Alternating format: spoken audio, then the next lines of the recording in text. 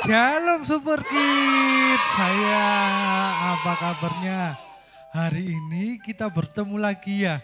Mungkin ada yang sudah ujian. Iya ya. Ada yang belum atau enggak?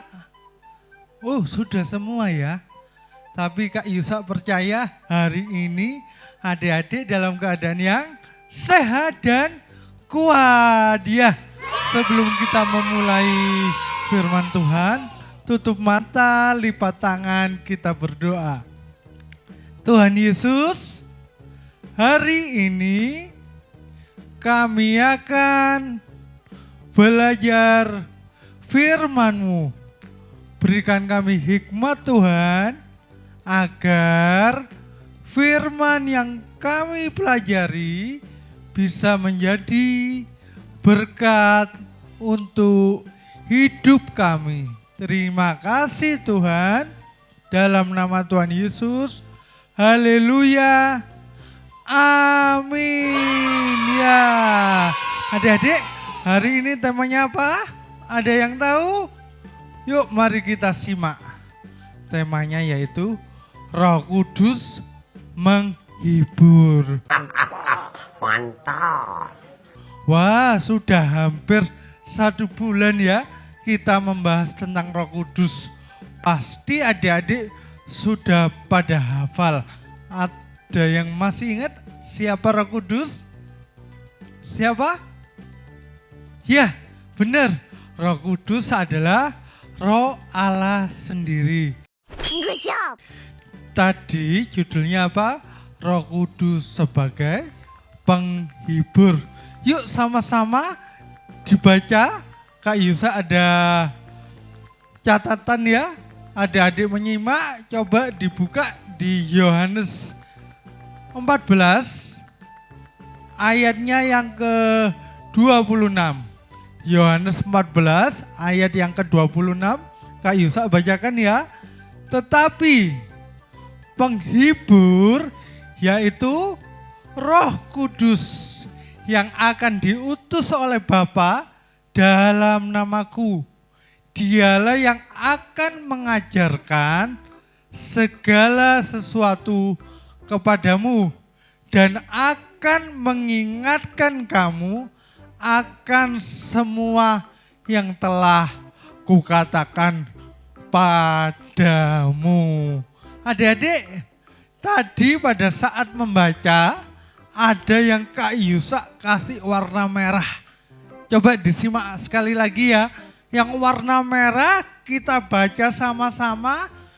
Yang warna merah itu adalah kalimat yang penting. Yuk mari kita pelajari. 1, 2, 3. Yaitu penghibur. Apa yang warna merah tulisannya? Penghibur. Ya, apa sih Kak Yusak penghibur itu? Ayo kita pelajari ya. Penghibur itu dalam bahasa aslinya yaitu bahasa Yunani menggunakan kata parakletos. 1, 2, 3 sama-sama katakan parakletos ya. Parakletos ya artinya yaitu penolong. Jadi penghibur itu sama dengan penolong. Berarti tugas dari Roh Kudus yaitu sebagai penolong. Lah, sekarang adik-adik, kalau Roh Kudus itu penolong atau penghibur, berarti Roh Kudus itu digunakan pada saat apa saja sih? Ya, digunakan pada saat kalau kita ini merasa sedih. Tetapi adik-adik bukan hanya sedih saja loh ya. Banyak hal yang kita harus gunakan. Roh Kudus itu ibaratnya apa saja dalam keadaan apapun kita harus mengandalkan Roh Kudus. Tetapi yang kita bahas Roh Kudus sebagai penghibur. Yuk pada saat sedih. Sedih karena apa aja Kak Yusa? Yang pertama, sedih karena takut. Wah, siapa yang di sini takut? Takut apa? Ayo contohnya. Takut kalau mau ke belakang sendirian. Ayo, takut apa ya? Takut nanti tidak bisa naik kelas. Ayo, siapa yang takut?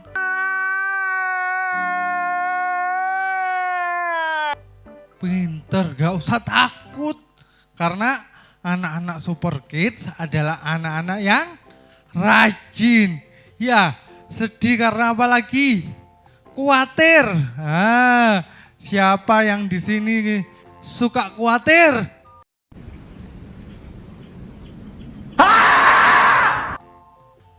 Waduh, kok gak ada? Siapa yang di sini khawatir? Pinter-pinter ya. Apa sih khawatir itu? Khawatir itu bingung, cemas, khawatir gak bisa makan, khawatir gak bisa sekolah, khawatir apa lagi ya? Khawatir gak ada teman baru, khawatir gak dibelikan papa mainan, itu khawatir. Terus apa lagi? Kecewa. Kecewa karena apa? Ayo. Kecewa karena dibohongi teman. Ayo, ada enggak yang di sini suka dibohongi teman? Ada ya? Oh enggak ada. Ya, meskipun kita mempunyai teman yang suka bohong, kita tidak boleh ikut-ikut ya. Sekarang kita lihat, itu adalah sebuah kesedihan. Maka tugas dari Roh Kudus yaitu menghibur. Kak Yusa ada slide, coba disimak ya. Di situ Kak Yusa tulis peran Roh Kudus, dibuka di 2 Timotius 1 ayat yang ke-7. Peran Roh Kudus Kak Yusa bacakan ya. Sebab Allah memberikan kepada kita bukan roh ketakutan, melainkan roh yang membangkitkan kekuatan, kasih dan apa? Ketertiban. Wah, adik-adik ya, tadi kan bisa dilihat ya adik-adik ya. Sebab Tuhan itu sudah memberikan roh keberanian, bukan roh kekhawatiran atau roh ketakutan. Contohnya siapa sih di Alkitab yang dalam keadaan sedih, dalam keadaan cemas, dalam keadaan takut, tetapi karena dia ada Roh Kudus, dia merasa dihibur. Yaitu kisah dari Paulus kepada Timotius. Adik-adik, Paulus ini adalah seorang pengajar atau bisa dikatakan guru, atau seorang yang bisa menyampaikan firman Tuhan. Orang yang suka melayani, bisa dikatakan seperti pendeta kayak gitu ya. Paulus pada saat dia melayani, dia mengalami beberapa hal yang membuat hidupnya menjadi takut. Mungkin pada saat itu diceritakan di Alkitab, dia takut karena diancam akan dibunuh. Bahkan dia sampai akan menderita mati karena kesaksiannya memberitakan firman Tuhan. Tetapi Paulus tahu bahwa di dalam hidupnya ada Roh Kudus. Maka Paulus bisa melewati peristiwa-peristiwa yang membuat hidupnya takut.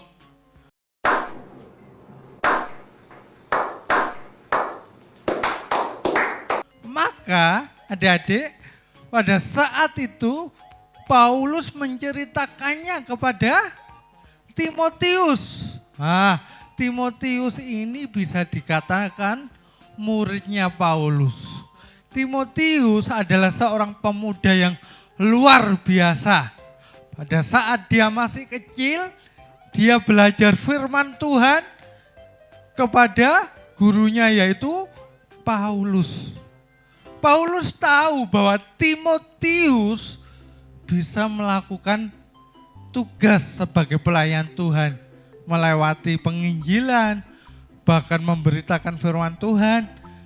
Paulus mengerti kalau Timotius ini mempunyai bibit yang baik, bibit unggul untuk dijadikan sebagai pelayan Tuhan.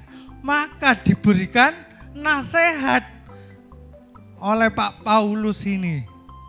Diberikan nasihat, enggak usah takut Timotius kalau kamu melayani Tuhan. Karena ada roh keberanian yang diberikan oleh Tuhan. Adik-adik, apa sih kisah yang bisa kita ambil dari peristiwa Paulus dan Timotius? Adik-adik, mungkin adik-adik mempunyai ketakutan yang luar biasa, kecemasan yang mungkin adik-adik hanya bisa menangis, hanya bisa merasa sedih. Tetapi adik-adik harus paham, harus mengerti bahwa adik-adik punya Tuhan, punya Roh Kudus. Maka Kak Yusak tulis pada kesimpulan. Coba dibaca ya kesimpulannya. Teruslah berdoa, meminta kepada Tuhan agar kuasa Roh Kudus selalu menolong kita dalam segala keadaan. Adik-adik, teruslah berdoa. Kak Yusa hanya mengingatkan, teruslah berdoa. Mungkin adik-adik merasa, aku sudah berdoa Kak Yusa.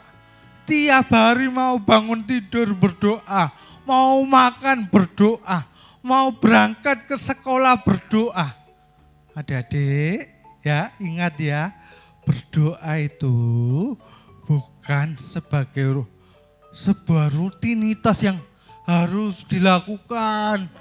Tetapi berdoa itu dilakukan setiap saat, bukan hanya mau bangun tidur, mau makan, mau ke sekolah. Enggak, berdoa itu seperti kita bernafas.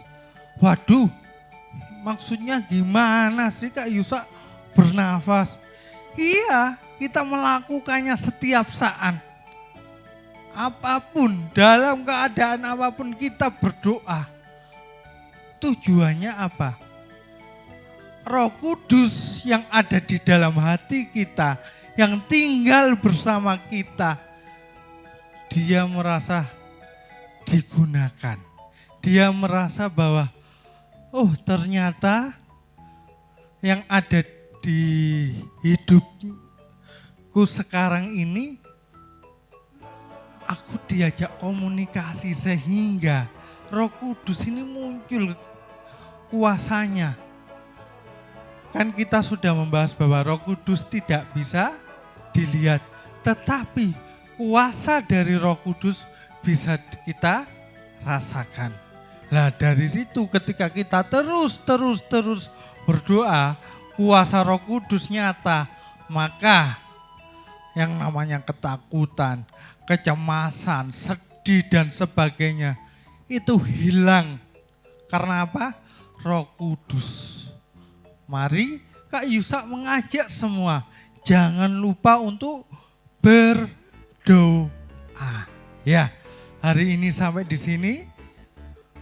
Dan sekarang mari kita akhiri, kita mau berdoa bersama-sama, kita tutup mata, kita lipat tangan. Tuhan Yesus, hari ini kami sudah belajar kebenaran firman-Mu. Tuhan, apa yang kami pelajari ini Tuhan bisa kami lakukan di dalam kehidupan kami. Terima kasih Tuhan, dalam nama Yesus, haleluya, amin. Sampai ketemu minggu depan, shalom. Tuhan memberkati.